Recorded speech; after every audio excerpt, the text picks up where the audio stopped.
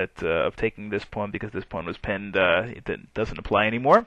I'm sure that's the reason why he did that. He didn't want the bishop to be in the same diagonal as the queen.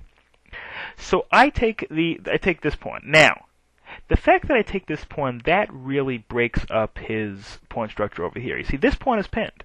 He can't just simply retake with this pawn, because then the knight hangs. If he takes with e takes d4, then I just play knight takes d7, and I've won a piece, and I'd be in excellent shape. So he can't simply take it with the pawn to preserve this pawn structure. He can take it with either of these pieces, but regardless of which one he takes it, this pawn is going to hang. This pawn is now hanging to both of my knights. So if he takes it with the bishop, either I can take it, or I can trade off and take it. So really, the base of this pawn structure is the base of his pawn structure is not strong enough because of the fact that his pawn is pinned over here. His e-pawn is pinned against his knight. He takes it with the bishop. I trade off the bishops again. I didn't have to trade off the bishops. I could have taken the knight, but I figure, why keep that? Really, the main reason is I'm up by a pawn, and if I'm up by a pawn, I might as well try to trade down. I have a rook in excellent position over here, which eventually can pile up on this pawn. So I played bishop takes d4, knight takes d4, and then I have to decide which knight to take this pawn with.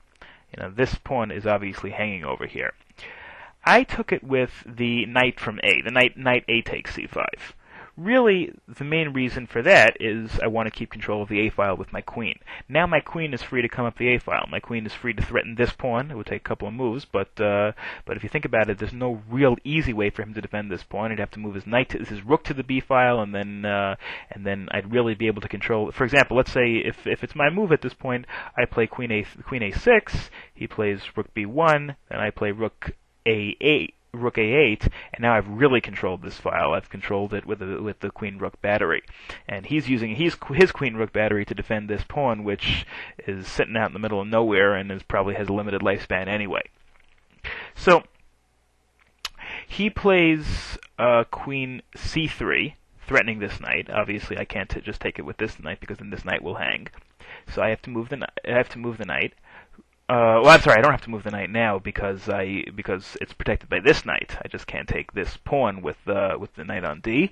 So now I move the queen rather than moving it up the a-file. I decide to move it back. Oh, okay, so see now because of the fact that he moved his queen to c3, I can't just move my queen up here. If I move my queen to a6, he puts his rook over here, and that's really bad for me. Because now, in fact, that might even trap my queen. Interesting. So if I move my rook up here, which is what I might have thought of doing before, he plays rook a1, and now my queen is being threatened. It's being protected by the queen. Where can I move? I can't move anywhere on the a-file, obviously. I can't move here because of the knight. I can't move here because of this knight. I can't move here because... well, actually, I could move here, and then he could trade it off. Okay, so the queen wouldn't be totally trapped, but certainly he would then control the h-file. And if I do that, then he could come down here with his rook, menace this pawn, menace my entire seventh rank, etc. So I played queen d8, again threatening this pawn. And this is not protected. It is now attacked twice, and it's not threatened at all. If I can take it with the queen, obviously then this knight won't hang. So he plays rook b1, again trying to protect the pawn. It's only protected once, but it's attacked twice, but it's really indirectly protected because obviously I can't take it with the queen because you're not going to sacrifice the queen. I can't take it with the knight because then this knight will hang. So I played queen e7, protecting the knight. He plays rook e1, getting it on the same file. Again, obviously, aside from protecting the knight, I was also threatening this pawn. I was loading up over here. So he plays rook e1 to get back, and you can see that if you remember, look at his entire queenside pawn structure over here. I'm only up by a pawn overall, 6-5, but all those pawns that he had, knifing into my position and hemming me in on the queen side have now almost totally disintegrated. The only one is this really, really weak and fragile b pawn, which sooner or later is going to be easy meat, and I'm eventually probably going to be up by 2 pawns. So I played knight a4. Knight a4, very simple move, threaten the queen. The next move is going to be to take this pawn one way or the other, either with this knight or with that knight. There's really nothing he can do about that. He has to move the queen. He moves queen b3. I play knight a takes b6, and now I'm up by 2 pawns. And, as a matter of fact, I'm threatening this pawn as well. Now, which is a little bit of a backward pawn. He's protecting it twice, so for the time being, it's not in any danger. But for example, I could play knight to c4, threatening it again.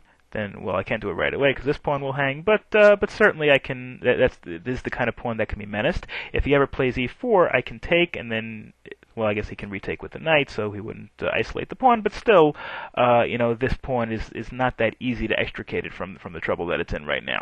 He plays e4, again, seeing that if he takes, I can retake with the knight. I played queen c5. Queen c5, obviously, I want to pin the knight. As a matter of fact, the knight is pinned right now. He's got to protect it. He cannot move it. I do a whole bunch of things through that. Number one, I protect this knight so that this knight can move. This knight can move in here, this knight can move here. Wherever I want to move the knight, I can move and still protect this. Also, I gain a tempo because he's not just free to do anything he wants with this move. Whatever he does with this move, he's got to defend this knight. He can't move the knight. It's pinned against the king, so he's got to defend it somehow. So he plays queen b2. Again, if you notice the weakness of that move in general. He had to do it. He really didn't have much of a choice. But it's the kind of move that you really wouldn't. The queen moves backwards. It kind of gives way a little bit to my queen. And from his early queenside aggression, now I really have control of the queenside over here. And then now I have really a free move over here. His knight is still pinned against the king. There's really nothing I can do about it. I played knight c4. Wanting, again, I'm perfectly happy to trade off at this point. Okay, he takes knight takes c4, queen takes c4. Let's see, I left this pawn hanging. Is there a particular reason why I left that pawn hanging? Yeah, of course, the pawn is not hanging because the knight is still threatened. If he takes this pawn, then I just take the knight. 1 second, then he takes. No, I take the knight with check. Right, you see that? Because if he takes this pawn, then I take the knight with check, so this knight doesn't hang. Then he's got to move the king. Then I move the knight, and I'm up a full knight plus whatever pawns I am. See, he plays queen d2, protecting his knight. Again, he's still got to. He probably should have moved his king on this move, but to alleviate. Well, actually, there's no pin anyway, so that's not really that true. Okay, I play knight c5 again, getting my other knight more involved into the game. He plays rook c1. Now, so over here, rook c1.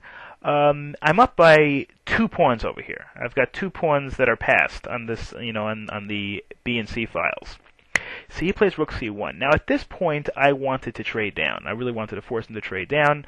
Why not? I'm really up by 2 pawns. So instead of moving the queen, which could have been a little dicey, maybe he piles up on the knight, then I could always move. But rather than that, I play knight b3. Now knight b3 forces him to trade off the queens. He's got to. Remember, I'm forking his queen and his rook. So if he moves the queen, let's say he moves the queen to here.